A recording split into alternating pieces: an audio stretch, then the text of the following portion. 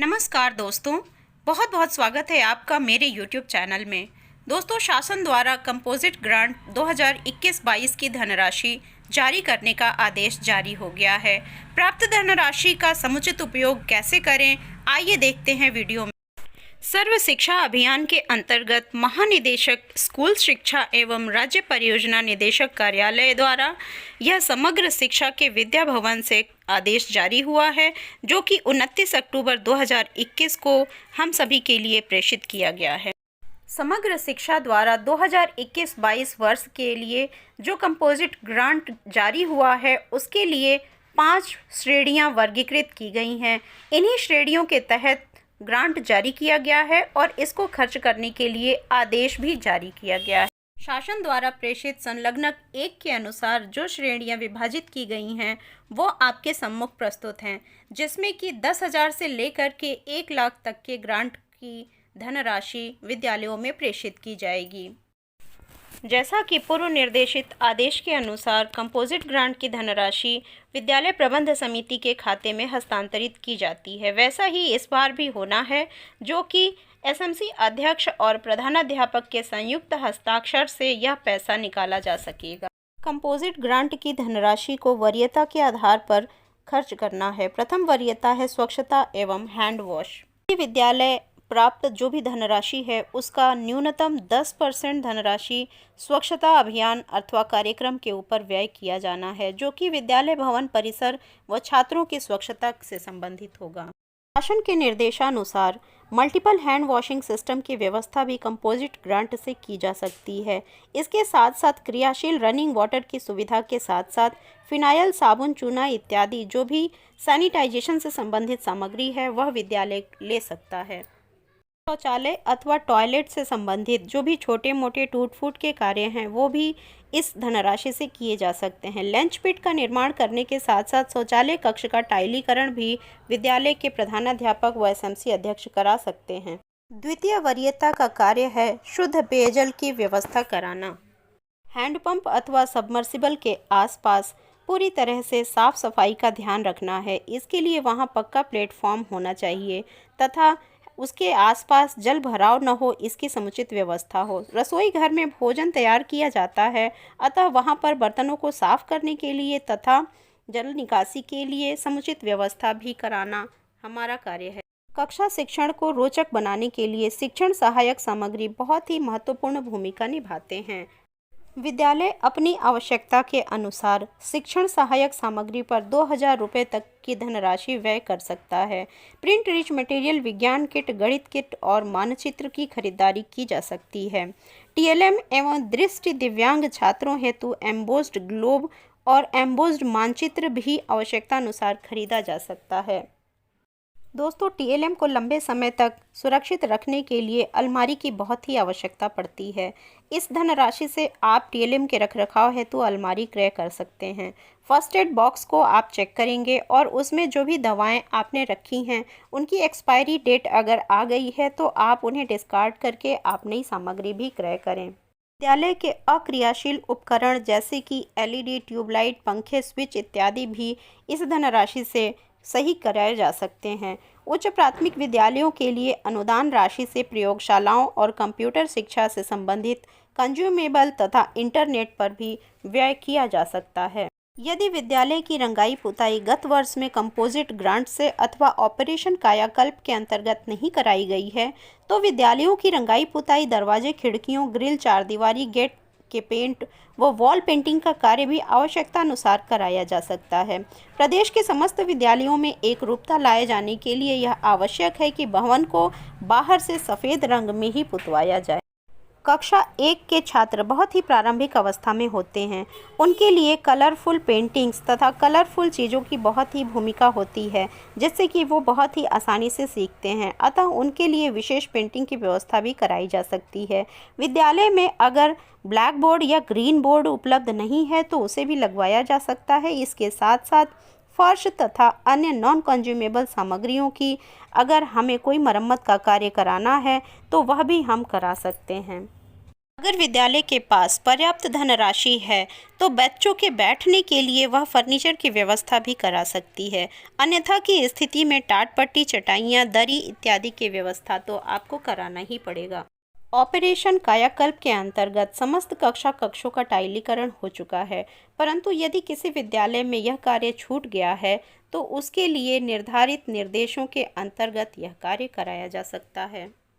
कक्षों के फर्श के टाइलीकरण के लिए जो निर्धारित निर्देश है वह यह है कि यदि किसी विद्यालय में 75,000 या उससे अधिक की धनराशि प्राप्त हुई है और प्रथम वरीयता तथा द्वितीय वरीयता के कार्यों को करने के बाद अगर उसके पास धनराशि बचती है तो एसएमसी से अनुमोदनोपरांत वह यह कार्य करा सकता है। धनराशि को व्यय करने के लिए कुछ सामान्य निर्देश और भी दिए गए हैं, जो कि इस प्रकार हैं कि अगर आपके एसएमसी खाते में पहले से कोई धनराशि बची हुई है जो कि कंपोजिट ग्रांट की धनराशि है, तो आप उस धनराशि को भी इस वर्तमान की धनराशि के साथ सम्मिलित करके संयुक्त योजना बना करके विद्यालय प्रबंध समिति के अनुमोदन से कार्य करा सकते हैं। विद्यालय की वास्तविक आवश्यकता के अनुसार ही वित्तीय नियमों का पालन करते हुए अच्छी गुणवत्ता की सामग्री क्रय की जानी है। यदि कोई कार्य अन्य योजना अथवा मद के अंतर्गत पूर्व में कराया जा चुका है अथवा अन्य योजना अंतर्गत कार्य योजना में अनुमोदित है तो पुनः कंपोजिट स्कूल ग्रांट का उपयोग ऐसे कार्य के लिए न किया जाए। जो सामग्री गत वर्ष अथवा पूर्व में क्रय की जा चुकी है उसको इस क्रय की सूची में अनावश्यक रूप से शामिल नहीं होना चाहिए। यह विशेष ध्यान रखने योग्य बात है कि दो मदों से धनराशि कदापि भी आहरित नहीं होगा जो कि एक ही कार्य के लिए आहरित की जा रही हो। इस प्रकार का मामला प्रकाश में आने पर इसे गबन की श्रेणी मानते हुए कार्यवाही की जाएगी। विद्यालय प्रबंध समितियों द्वारा स्थानीय आवश्यकताओं के अनुरूप ही विभिन्न सामग्रियों की क्रय प्रक्रिया को किया जाएगा, जिसके लिए निम्नलिखित निर्देशों का कड़ाई से पालन किया जाना है। शासन द्वारा समय समय पर निर्गत क्रय प्रक्रिया संबंधी जो भी शासनादेश जारी होते हैं, जो भी नियमावलियां व निर्देश जारी होते हैं, उनका अक्षरशः पालन किया जाना है। कंपोजिट ग्रांट की धनराशि से जो भी सामग्री क्रय की जाएगी उसकी गुणवत्ता के संबंध में भी कुछ निर्देश जारी हुए हैं, जिन्हें हमें अनिवार्यतः सुनिश्चित करना है। कंपोजिट स्कूल ग्रांट से क्रय की जाने वाली सामग्रियों की गुणवत्ता के संदर्भ में यह निर्देश जारी है कि सामग्री क्रय में जो भी निर्धारित मानक और स्पेसिफिकेशन है उसका पालन किया जाए। जो भी सामग्री आप क्रय करते हैं वह भारतीय मानक ब्यूरो द्वारा प्रमाणित हो या फिर जिस भी फर्म से आप खरीदते हैं वह जीएसटी पंजीकृत फर्म हो। जो भी सामग्री आप खरीदते हैं उसका जीएसटी बिल अवश्य प्राप्त करें और अधिकृत विक्रेता से ही खरीदें। कंपोजिट स्कूल ग्रांट की धनराशि जो भी विद्यालयों में हस्तांतरित की जाएगी उसके बाद प्रत्येक विकास खंड स्तर पर एक बैठक आयोजित की जाएगी, जिसमें खंड शिक्षा अधिकारी तथा सहायक वित्त एवं लेखा अधिकारी द्वारा समस्त प्रधानाध्यापकों एवं इंचार्ज अध्यापकों को कंपोजिट स्कूल ग्रांट मद में अवमुक्त धनराशि विभागीय निर्देश के क्रम में ही उपभोग करने के लिए विधिवत जानकारी दी जाएगी। कंपोजिट स्कूल ग्रांट की धनराशि का उपभोग विद्यालय प्रबंध समिति द्वारा उक्त निर्देशों के अधीन स्थानीय आवश्यकता के अनुसार किया जाना है। अतः आप सभी इन सभी निर्देशों को ध्यान में रखते हुए ही धनराशि का उपभोग करें।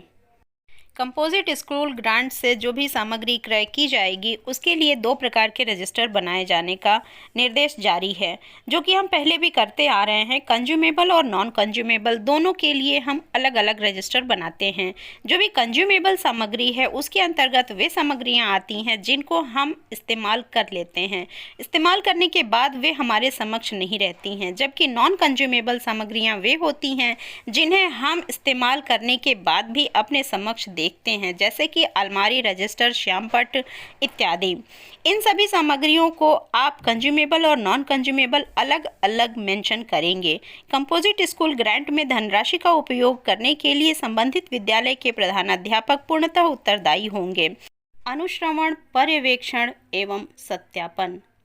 कंपोजिट स्कूल ग्रांट मद में जो भी धनराशि विद्यालय को प्राप्त होगी इसका उपभोग प्रमाण पत्र विद्यालय के प्रधानाचार्य व एसएमसी अध्यक्ष के संयुक्त हस्ताक्षर से ब्लॉक स्तर पर संरक्षित रखा जाएगा तथा उसे डीसीए फॉर्म के माध्यम से पोर्टल पर भी अपलोड किया जाएगा।